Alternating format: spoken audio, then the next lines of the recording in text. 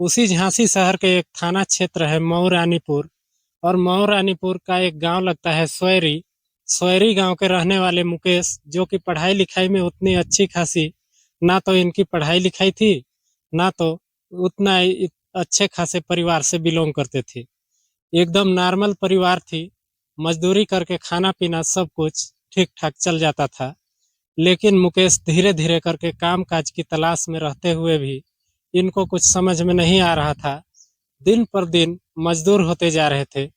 परिवार के लोगों ने कई बार इनसे कहा कि बेटा शादी विवाह कर लो, उसकी उम्र तो खत्म हो जाएगी, फिर बड़ी दिक्कत आ जाएगी। इनके पिताजी भी कहा करते थे। लेकिन मुकेश के अंदर तो कुछ और ही चल रहा था। क्योंकि मुकेश दिल ही दिल एक लड़की को चाहते थे। उस लड़की का नाम तीजा था। अब मुकेश इस बात की जिक्र अपने परिवार के साथ कैसे करता, या कैसे अपने माता पिता से इस बात की जिक्र करते। लेकिन जब भी तीजा मुकेश से मुलाकात करते थे तो हमेशा ये कहते, तीजा तुम बताओ मैं क्या करूं, क्या कोई बीच का रास्ता है जो मैं अपने परिवार से के सामने अपने और तुम्हारे रिश्ते के बारे में बात कर सकूं। तीजा डर जाती थी कि जिस दिन भी हमारे और तुम्हारे रिश्ते के बारे में घर पे बात करोगे तो चारों तरफ लोग बहुत तरह की बात करने लगेंगे, हम दोनों की खिल्लियां उड़नी शुरू हो जाएगी।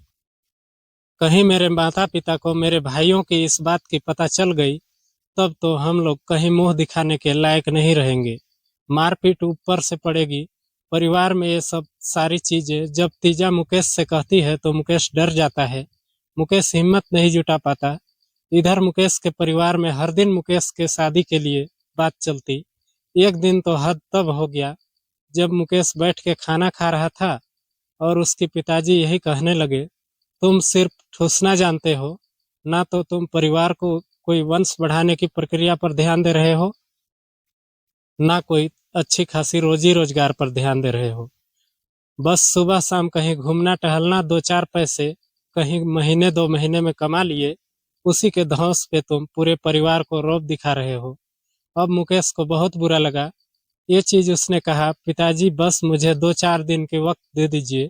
शादी विवाह की रही बात, मैं आपको फैसला फाइनल सुना दूंगा। मुकेश तीजा के पास फोन लगाता है और कहता है, तीजा एक बात मेरी ध्यान से सुनो, मुझे अब शादी तुमसे ही करनी है और तुम अपना फैसला बताओ, तुमको क्या करना है। जो भी कुछ होगा 1 से 2 दिन के अंदर मुझे तुम बता देना। कहती है, मैं पहले अपने परिवार में बात करूंगी, मैं इससे अपने मन से फैसला नहीं ले सकती। मुकेश ने कहा, कोई बात नहीं, मैं तुमको लेकर भागना नहीं चाहता। मैं खुशियों से परिवार रिश्तेदार पड़ोसियों को एक साथ बारात लेकर आना चाहता हूँ, खुशी खुशी विदा कराना चाहता हूँ। तुमको बताओ, क्या तुम राजी हो। तीजा ने भी कहा, मैं भी यही चाहती हूँ, लेकिन एक बार मुझे परिवार में बात कर लेने दो। तीजा बात करती है, परिवार वालों से बात करती है। परिवार वाले भी थोड़ा टाइम लेते हैं सोचने समझने के बाद। उसके बाद कहते हैं, ठीक है तीजा बेटा, हम लोगों से लड़कों को मिलाओ और लड़के के परिवार के बारे में जान लेते हैं, लड़का क्या करता है सब कुछ जान लेते हैं, उसके बाद हम शादी की बात करेंगे। धीरे धीरे करके दोनों परिवार आपस में घुलते मिलते हैं, बातचीत चलती है और हंसी खुशी से, किसी के जोर जबरदस्ती के बिना, शोर उल्लास से बारात तीजा के घर पे जाती है। तीजा की विदाई होती है, तीजा मुकेश के घर जाती है। बहुत अच्छे खासे रिश्ते चल रहे थे दोनों में, हंसी खुशी सालों तक चलती रही, कोई दिक्कत आया ही नहीं। लेकिन धीरे धीरे करके अब मुकेश की आदतों में परिवर्तन आने शुरू हो गए। मुकेश का घर पे लेट आना, एक एक दिन घर पे नहीं आना। तो जब भी मुकेश घर पे आता था तो तीजा उससे सवाल करने लगती, क्या है, तुमको क्या पता कि तुम्हारे घर एक बीवी भी है, तुम्हारे परिवार भी है, माता पिता भी हैं, तुम कहाँ गायब हो जाते हो, तुम्हारा कुछ ठिकाना ही नहीं रहता, तुम्हारा कुछ पता ही नहीं रहता। थोड़ा अपने ऊपर ध्यान दो, तुम बेकार मर्द बनते जा रहे हो, तुम किसी काम के नहीं हो, तुम परिवार कैसे चलाओगे। किसी दिन ये सारी चीजें ताना बोली मुकेश को सुनाती रही, ताकि मुकेश अपनी आदतों में परिवर्तन लाए और सुधार लाए। लेकिन तेजा की इन तीखी बातों को सुनने के बाद मुकेश को बड़ा गुस्सा आता था। अब मुकेश धीरे धीरे करके तीजा से नफरत करने के प्रकार से मन ही मन करने लगा। वो जब भी तीजा के पास आता, तीजा के साथ जोर जबरदस्ती करता, उससे छेड़छाड़ करता, आपत्तिजनक बातें भी करने लगता, तमाम प्रकार की बातें करता जो कि तीजा को नहीं पसंद आता। एक दिन हद तो तब हो गया जब मुकेश घर पर लेट में आता है रात में और तेजा से कहता है चलो कमरे में।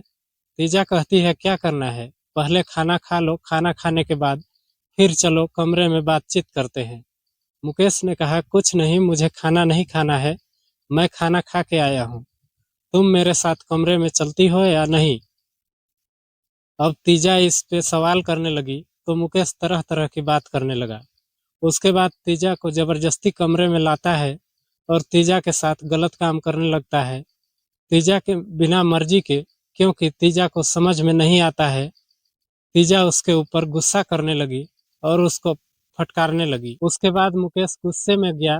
गुस्से में आने के बाद मुकेश उसको खींचता हुआ छत के ऊपर ले जाता है। वहां से वो उसको धक्का दे देता है। धक्का देने के बाद जब तीजा छत के ऊपर से नीचे धड़ाम से गिरती है तो अगल बगल के पड़ोसियों के कानों तक जब इस बात की आवाज जाती है तो तुरंत लोग जग गए, गांव के लोग एकजुट होने लगे। उसके बाद तमाम प्रकार की बातें करने लगे और आनन फानन में तीजा को मऊ रानीपुर के स्वास्थ्य केंद्र में एडमिट करवाते हैं, क्योंकि तीजा को चोटें काफी ज्यादा आ चुकी थी। अब इधर लोग मुकेश को ताने बोली सुनाना शुरू कर देते हैं। धीरे धीरे करके जब मामला पति पत्नी के इस रिश्ते को लेकर के था तो वहां पर पुलिस भी आ गई। पुलिस आ गई, तीजा के परिवार के लोग भी वहां पर मौजूद हो गए स्वास्थ्य केंद्र में। वहां पर बातचीत करने चले गए। अब कोई कहता है नहीं, ये शराब के नशे में इसने ये सब किया है।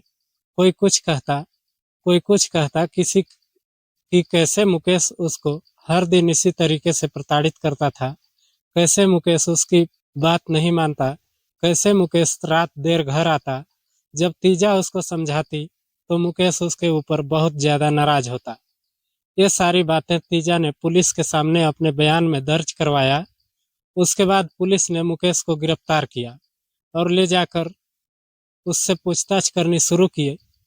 पूछताछ करने के बाद मुकेश ने अपने सफाई में बहुत बड़ी बड़ी बातें बताई, लेकिन पुलिस को कुछ भी उसको बातों की सच्चाई दिख नहीं रही थी। उसके बाद पुलिस ने उसके खिलाफ एफआईआर दर्ज करके कोर्ट भेजकर उसको जेल भेज दिया।